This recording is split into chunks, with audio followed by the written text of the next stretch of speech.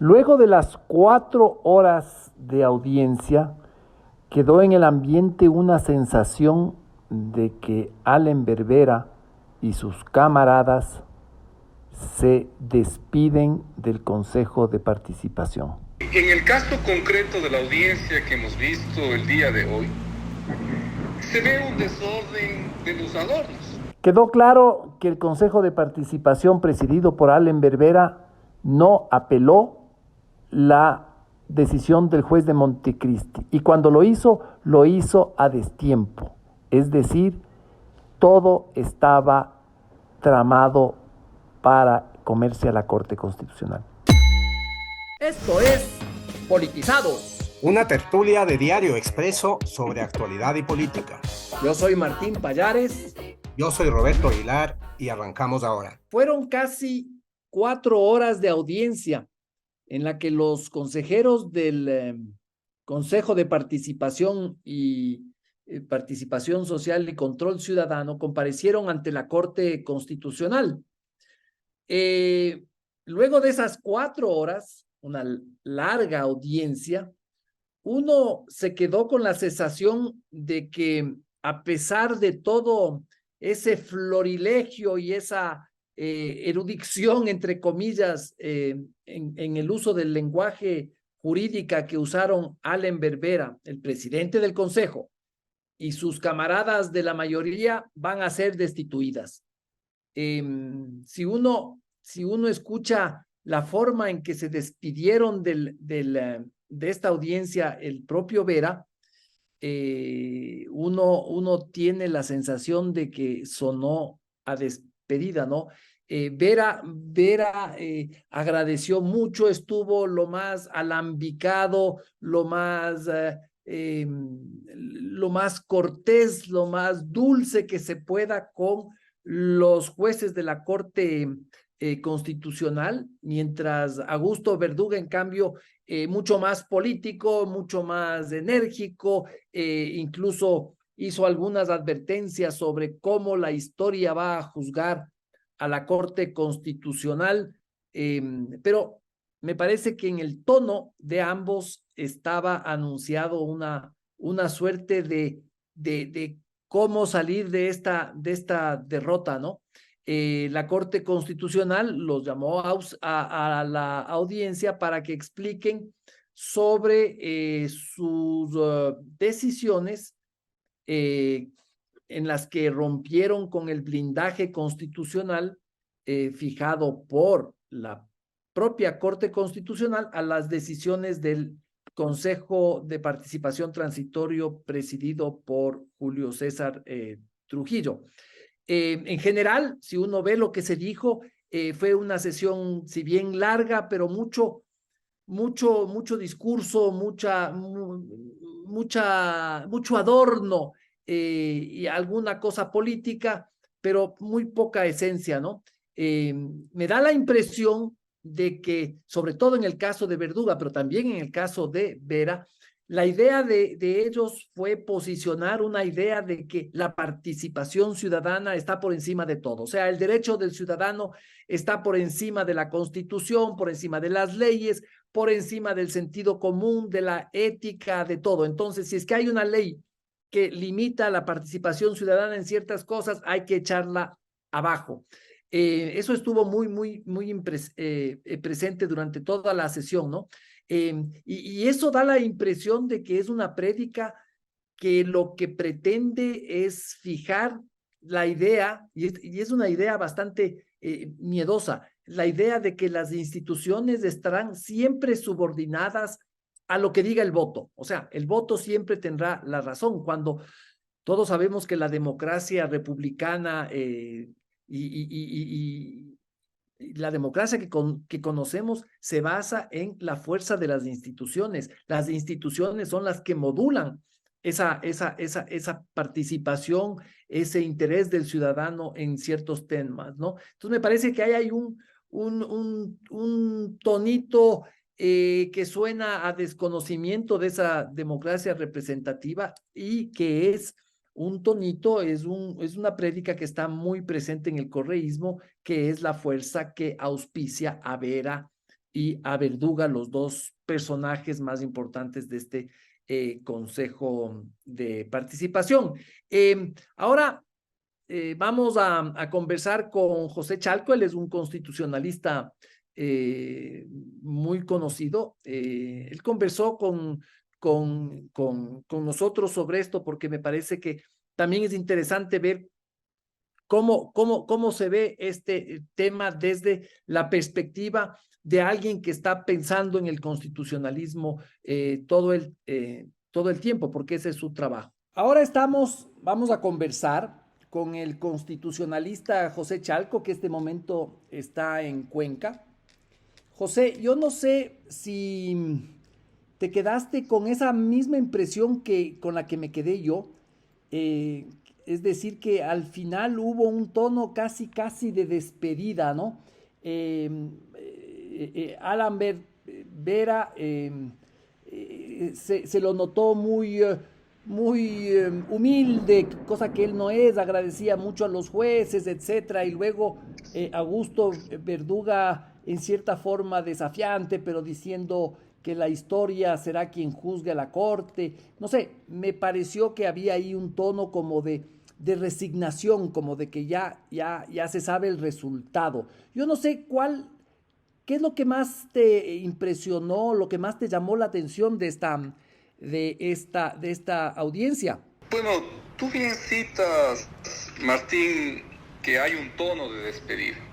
Y las despedidas normalmente están llenas de color o de adornos. Las despedidas normalmente son símbolos. Y en el caso concreto de la audiencia que hemos visto el día de hoy, se ve un desorden de los adornos. Y cuando digo un desorden de los adornos, me refiero precisamente a esta lógica de frases, de palabras, de oraciones adornadas. Un ejercicio de juego de palabras, pero con muy poco fondo, con muy poco de sustancia, con muy poca razón sustantiva de argumentos jurídicos. Hemos visto que se ha dicho de todo y que este decir de todo, incluso con muy poca carencia de fortalecer lo poco de lo que podían tomarse, como es el derecho a la participación, por ejemplo, ni siquiera de aquello se tomaron, sino que empezaron una suerte de elucubraciones que carecen de jurídico, y aquello que carece de jurídico y sus adornos no pueden ser justificación para el irrespeto al orden constitucional. Así que ha sido una audiencia cargada de esto, cargada de lo que no sirve, cargada de posiciones satélites residuales, carente de lo fundamental que debía ser para una audiencia ante la Corte. En esa línea yo creo que entonces se ha visto una suerte de intervenciones que jurídicamente no tienen una posición relevante, que constitucionalmente no interesan para la Corte, sino que más bien en esta suerte de intento de adornar, lo que realmente queda establecido es la suerte de actos y de omisiones directas, ni siquiera puedo hablar de indirectas, de actos directos y omisiones conducentes al incumplimiento del dictamen 219IC de la Corte Constitucional. Oye, Martín, además, a mi punto de vista queda muy claro la muy nefasta o muy mala calidad de funcionarios públicos que tenemos en el Ecuador. ¿A qué te refieres, José, con eso? Que a una audiencia ante la Corte Constitucional no podemos llegar con la decoración de frases y palabras, pero sin fondo. Yo creo que ha sido muy mal visto, a mi punto y a mi criterio, aquello relativo a simplemente intentar introducir razones de, por un momento, escasez inclusive de posición. Quiero explicarme. Si miramos lo que en la audiencia se fue desarrollando, no había una posición institucional. Y esto me parece grave, porque se entiende que el Consejo de Participación Ciudadana y Control Social está en este lío por una actuación institucional, porque hubo una demanda ante un juez de Montecristi, porque hubo un expediente que se abrió ante la fiscal, porque hubo todo el proceso de la veeduría ciudadana, que abre ¿quién? El Consejo de Participación. Entonces, yo creo que es una muestra totalmente clara de que la institucionalidad no importa. Lo que venimos diciendo, que aquí se han ido por encima de cualquier institucionalidad y lo único que está de por medio es el personalismo y las ambiciones e intenciones de esos personalismos. Porque no he visto en la audiencia una suerte de florecer o fortalecer una posición como órgano. Aquí hay un pleno del Consejo de Participación que se entiende que tomaron decisiones. Aquí hay un órgano que se entiende que ejerció una defensa judicial y se entiende que sería una defensa técnica. Pero no se mira aquello. Se mira que cada quien prepara su argumento, insisto, carente de sustancia, solamente de adornos, y va a una audiencia ante la Corte Constitucional. Y eso únicamente refleja, insisto, que hay un incumplimiento al dictamen de la Corte, y yo diría además que hay indicios de responsabilidad penal, por ejemplo, como el uso de documentos que han sido dolosamente forjados, documentos que han sido dolosamente alterados, y que aquello tendrá, la ley así lo dice, la Corte Constitucional evaluar si es que incluso son causales suficientes para remitir todas estas actuaciones a la Fiscalía para una investigación penal posterior. Es decir, yo creo que no solamente se debería quedar en la destitución. Coincido plenamente con José, este tema de la carencia de una posición institucional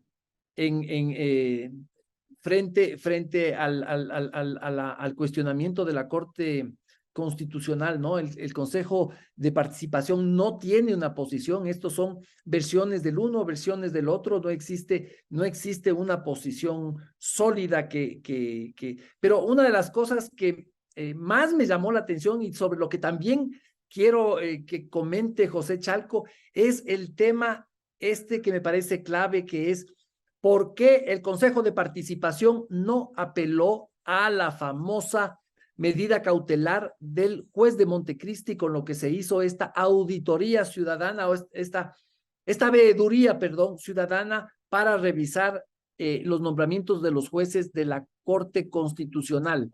¿Por qué demonios no apeló? Y hubo sorpresas ahí, hubo sorpresas. El juez de Montecristi, sin saber cuándo se hizo tal o cual cosa, el secretario jurídico del Consejo de Participación también culipandeando, no se diga Allen Berbera, que ahí, y de eso vamos a hablar con José. Allen Berbera también no sabía bien cómo responderle a Ali Lozada.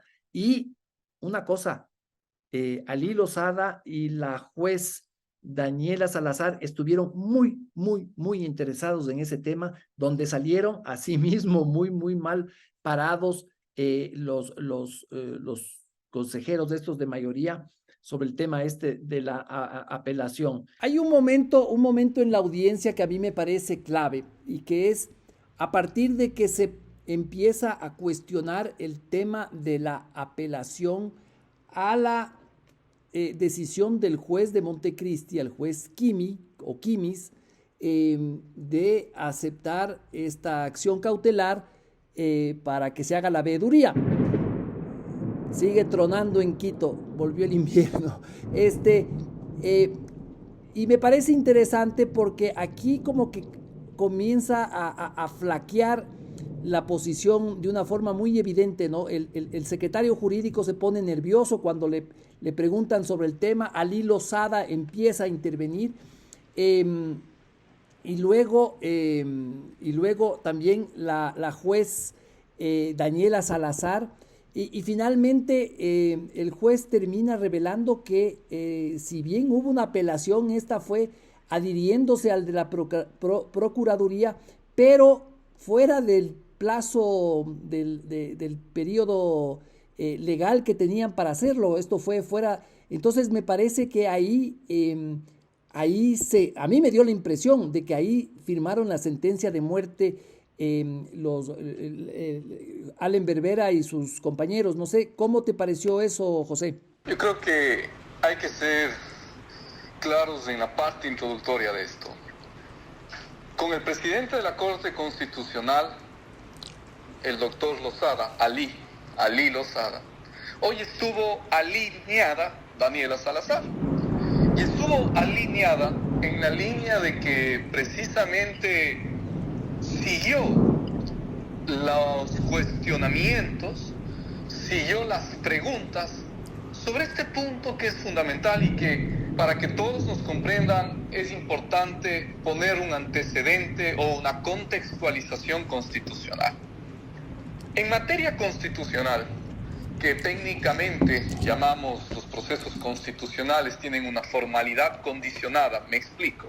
Es decir, la extrema formalidad de la sustanciación de un proceso no puede ser lo fundamental, sino precisamente el hacer justicia y el lograr la verdad procesal, si queremos. Así, cuando tú estás frente a un proceso judicial, cuando tú estás frente a una causa constitucional, no necesitas seguir ciertos extremos formales para llegar a esta verdad procesal o a esta lógica de hacer justicia. Así que tú puedes apelar, esto es fundamental, tú puedes apelar con el solo decirlo en la audiencia, verbalmente, y eso basta y sobra. No hay necesidad incluso de llegar con argumentos posteriores, con razones posteriores, para que solo entonces proceda tu apelación. Basta y sobra con que en la audiencia se diga que se apela. Eso es todo, verbalmente. Y esta, si tú quieres, fórmula jurídica, precisamente de lo que estoy llamando una formalidad condicionada, es propia de materia constitucional y lo podía hacer el Consejo de Participación. Indudablemente, el juez muestra un desconocimiento, yo diría, vergonzoso, de las piezas procesales cuando se le tiene que consultar 2 o 3 veces, incluso con interrupción de las personas que actuaron alineadas de los jueces, para que éste justifique si se dio o no se dio la apelación y en qué momento se dio. Y claramente se puede obtener de lo expresado por el juez de Montecristi que la apelación no se dio. Y esto hay que ser claros, no hay apelación, no es de que lo que él señala que hubo una apelación posterior de fuera de término, una adhesión, no. Una cuestión es la adhesión y otro tema es la apelación y otra cuestión muy clara es no haber hecho ninguno de estos dos actos jurídicos al tiempo que tienen que hacerse. Así de simple. Si no lo haces dentro del tiempo que la ley te faculta para hacerlo, claramente no se hizo y no existe en la realidad jurídica.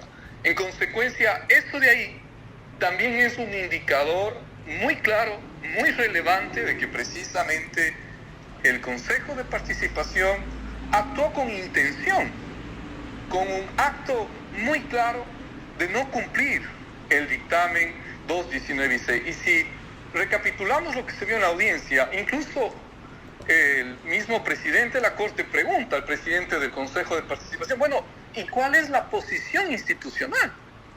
Porque en el mismo proceso judicial, y esto también se le consultó al coordinador jurídico, en el mismo proceso judicial llevado en Montecristi, hay un momento del expediente en donde hay una posición del Consejo y hay otro segundo momento, están a contratiempos y a destiempos los argumentos y las razones del Consejo.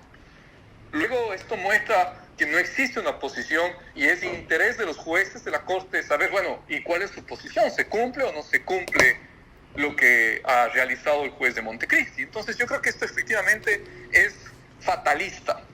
Es una posición muy clara que contextualiza, si nosotros miramos el precedente que existe de destituciones que la Corte haya realizado, es el precedente 12, 19, 22 en una acción extraordinaria de protección, que pasó una cuestión similar, en la línea de que la Corte llega a valorar también aquellos actos volitivos, pero también aquellas intenciones, yo diría manifiestas además, porque si tú no apelas, teniendo además, como he dicho, esta facilidad en materia constitucional, claramente estás mostrando que estás conforme con la decisión del juez, y la decisión del juez de Montecristi fue que se incumple el dictamen de la Corte Constitucional, no hay por dónde perderse. Yo creo que esto sí es decidor.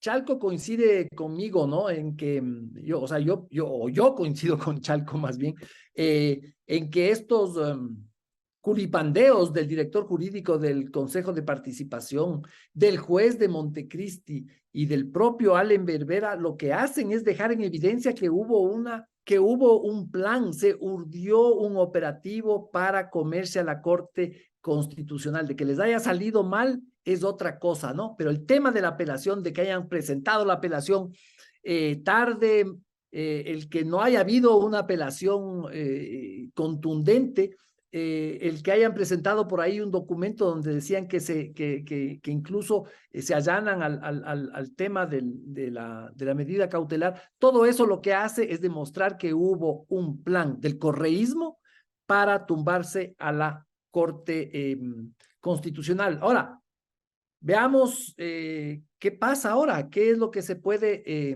esperar. Sobre esto también conversamos con el constitucionalista.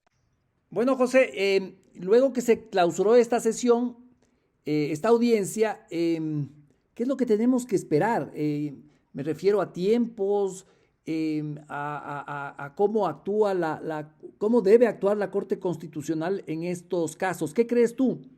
Yo creo que la Corte Constitucional tiene no uno, sino varios argumentos, no una, sino varias razones para el restablecimiento del orden constitucional. La Corte Constitucional tiene muchos elementos para precisamente buscar este orden constitucional y esta reinstitucionalización. No hacerlo se convertiría en una suerte de amnistía colectiva que solamente hará daño al Estado.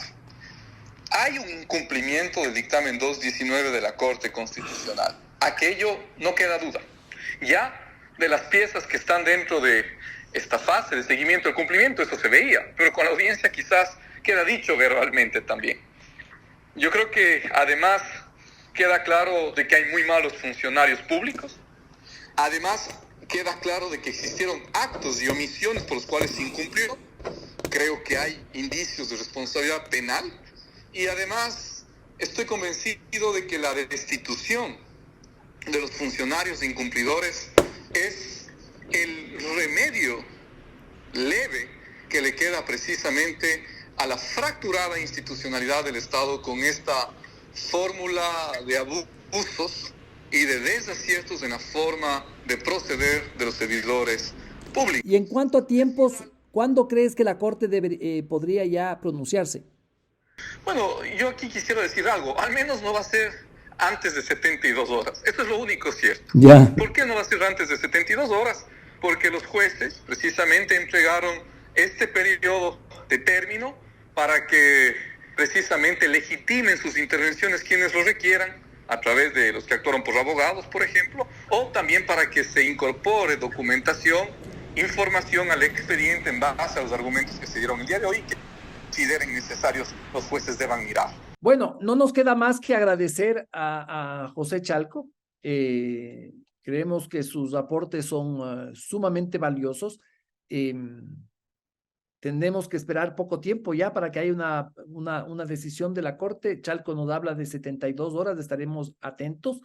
Y por lo pronto yo me despido. Este fue Politizados, un podcast de Diario Expreso. Un diario que está estimulando estas nuevas versiones de periodismo en otros formatos y otras plataformas. Así que nos vemos hasta el día de mañana. Gracias.